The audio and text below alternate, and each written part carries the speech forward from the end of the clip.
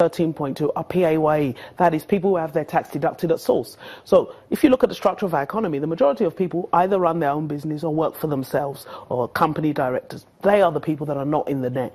So they're not in the net at the high end and they're not in the net at the low end. And we're trying to correct both at the same time. Just quickly then, looking at, how you intend to progress, you're saying that you're getting, 7,000, is it 7,500 tax trainees? Yes. You also said you looked at, we'll talk about that in a bit, you also said you looked at the reason why people were not paying taxes. Why were people not paying taxes? What did you find? Well, I think it's a combination of things. I mean, no one likes to pay taxes anywhere in the world. If there's no consequence for not paying taxes, people will not pay because nobody really wants to pay. That's the first thing. I think there's an argument that's been going on in Nigeria for many years, and it's a very convenient argument that, well, what is government doing? And because government is not providing me the service, I'm not going to pay taxes. And it's sort of a circular argument. It's almost which one came first, is it the chicken or the egg?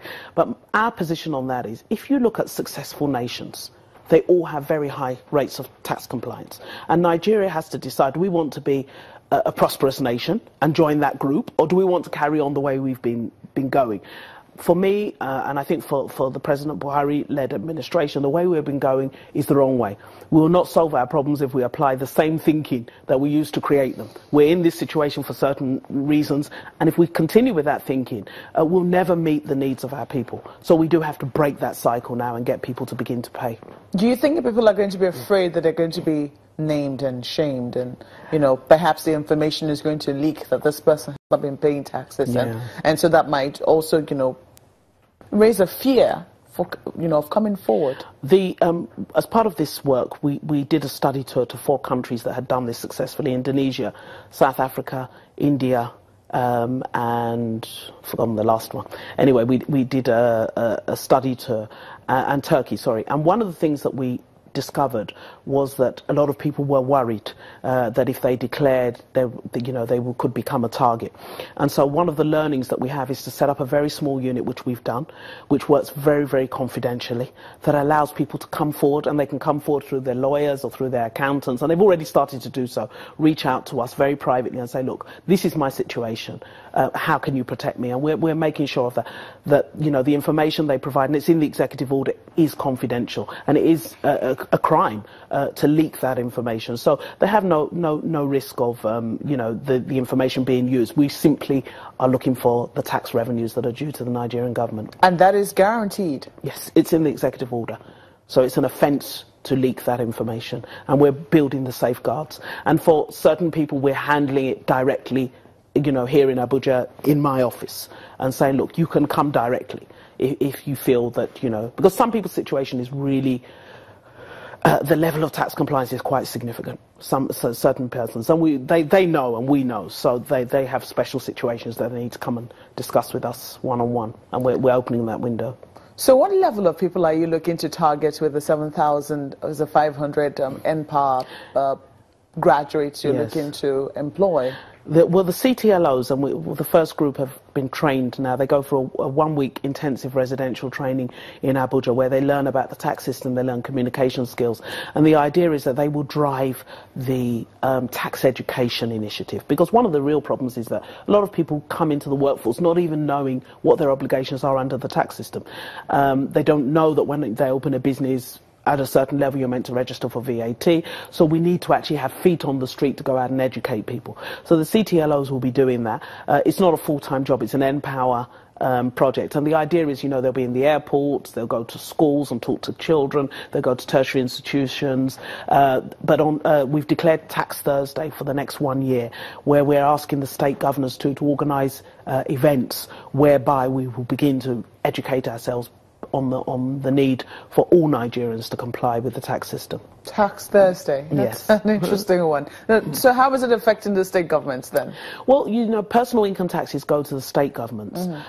So increasing the number of people that are paying personal income tax will, of course, improve the fiscal health of the state governments. And, of course, this is part of our drive to reduce our reliance on oil. The way it happens, the practical application of that rhetoric, we want to be less dependent on oil, is tax. Because many countries, of course, have no natural resources. They rely on their taxes. So we need to rebuild build that. So it will help the state governments, and I think it will also help accountability, because when people start paying taxes, they will take much more interest in what's going on at the state government level. They'll get involved in the budgeting. They'll ask for more accountability because their money is actually in there rather than the money that's shared from Abuja. So now you say that the first batch have been done. I mean, the first batch of trainees have been done, and they're going to be going out to tertiary institutions and schools and marketplaces. Yes. What about the second batch? No, it's ongoing. So what we did was we looked for certain skills, so accounting, business admin, maths, I think, and law. So we trawled the NPower database to get the first group, which was just 27, so that they're almost guinea pigs, for want of a better description, so we could test out how good our training was, how much they could absorb, how well our facilities operated, and so on. So that was the batch that you saw on the stage at the launch. But now the NPower website is open. I believe it's open for the next 2 weeks until the 13th, I think, for people to register for NPower Tax, as it's called. And what we're looking for is graduates that can just go out, or non-graduates that can go out and speak to the people. And we're not looking for great skills in English. You may need to be able to communicate in the local dialect and explain to people how to get registered, what their obligations are, so that we improve this level of tax awareness. What sort of tax are you looking to collect? Because, you know, some people get confused as to what taxes should come to the federal government and which should go to the states and even the local governments. Yes. Well, companies' income tax goes to the federal government, and that's shared in FAC. VAT also comes to the federal government, but is shared in favour of the states. So 85% of VAT actually goes back to the state government through the FAC account. But personal income taxes, that's the taxes deducted from you and I from our salaries, actually go to the state of residence. So we're covering all taxes. And so there is a large sort of education element to what we're doing to make sure people understand these are your obligations to the various authorities. We saw lots of state governors at the launch of that executive order. Why should they be interested? They're very interested, and they must be very interested, because, you know, as I say, there are many countries that don't have oil. God blessed us with oil. But if we didn't have oil, and before oil, this is how Nigeria used to operate. Everybody would pay their taxes, whether cocoa, whether groundnut, whether cowrie shells. We had a system, and when oil came, we dismantled that system and began to just simply rely on what is shared from Abuja. Now, in the last few years, we've worked out that that's not sustainable. That's not the way to go. So we've got to recreate that tax-paying culture. And the governors have been, in fact, I must thank them, they've been fully in support of this initiative.